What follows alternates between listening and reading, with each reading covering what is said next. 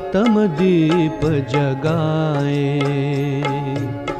घर घर में हो सच दिवाली, घर घर में हो सच दिवाली, ज्ञान प्रकाश फैलाए हो, आत्म दीप जगाए हो।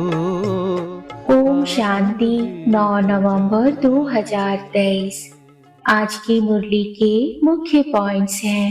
पहला पॉइंट है, सभी मनुष्य कहते तो हैं कि हमको भगवान ने पैदा किया है, तो जरूर भगवान माता पिता होंगे। गॉड फादर तो जरूर सबका एक ही होगा, अर्थात सभी आत्माओं का फादर एक है।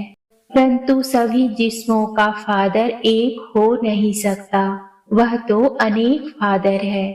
वह जिस्मानी फादर होते हुए भी हे ईश्वर कहकर याद करते हैं। मनुष्य बेसमझ हैं जो बाप का परिचय ही भूल जाते हैं। बाप को भूल गए हैं, इसलिए ऑर्फन बन पड़े हैं, माना अनाथ बन पड़े हैं। दूसरा पॉइंट है, मनुष्य कितने अज्ञानी हैं, बाप को भी नहीं जानते, सिर्फ कहते रहते हैं कि यह करने से भगवान मिलेगा, परंतु मिलता कुछ भी नहीं। तीसरा पॉइंट है, बाप को याद नहीं करेंगे तो माया थप्पड़ लगा देगी। कोई को काम की चमाट, कोई को मोह की चमाट लग जाती है। देह अभिमान में, मन शरीर अभिमान में आने से ही चमाट लगती है। मेहनत है ही देही अभिमानी बनने में, मना आत्म अभिमानी बनने में। इसलिए बाप घड़ी घड़ी कहते हैं, सावधान, मन मना भव। मन मना भव मना स्वयं को आत्मा समझ एक बाप परमपिता शिव को याद करना। चौथा पॉइंट है, भक्ति मार्ग में भी मुझे याद करते हैं क्योंकि दुखी हैं।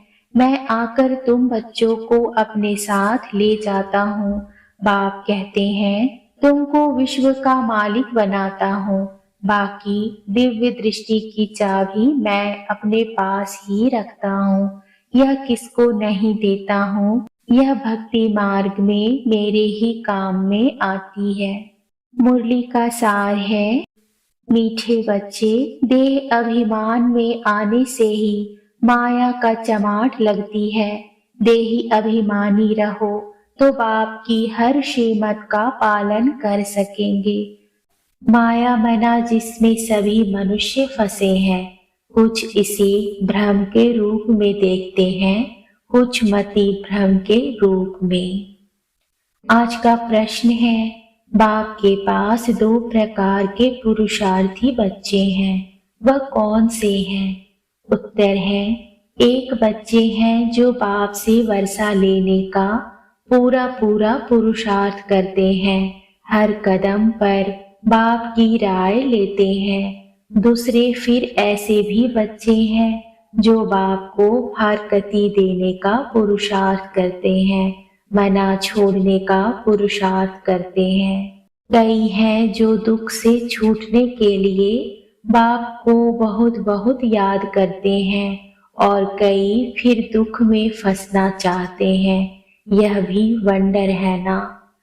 धारणा के लिए मुख्य सार है, पहला, बाप समान सबको दुखों से लिबरेट करने का रहम करना है, मना दुखों से छुड़ाने का रहम करना है, सुख का रास्ता बताना है।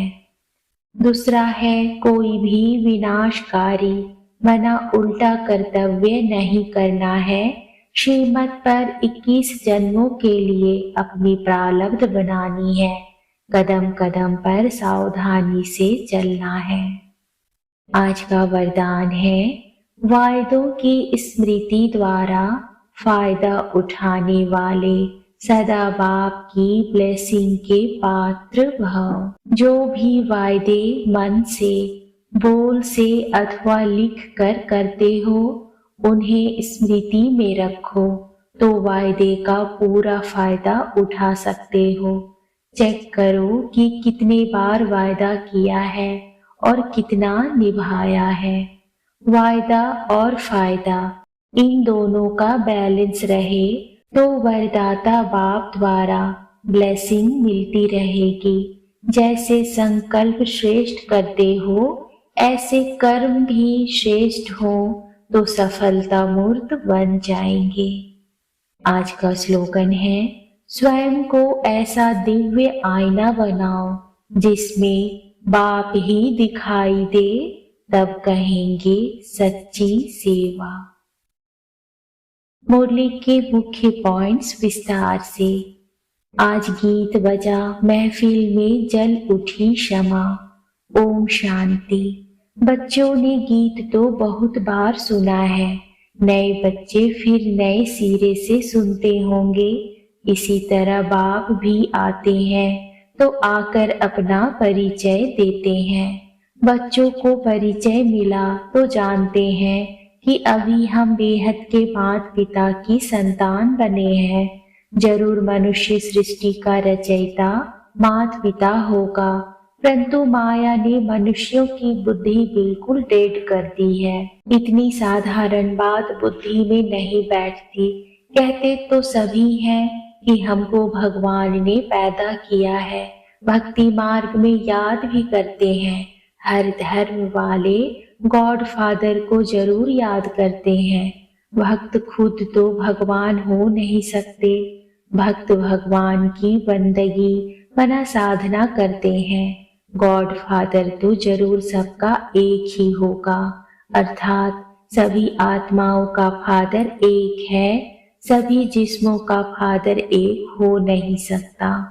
वह जिस्मानी फादर होते हुए भी हे ईश्वर कहकर याद करते हैं। बाप बैठ समझाते हैं। मनुष्य बेसमझ है जो बाप का परिचय ही भूल जाते हैं। प्रायः लोग मना अदृश्य अक्षर तो हर बात में आता है।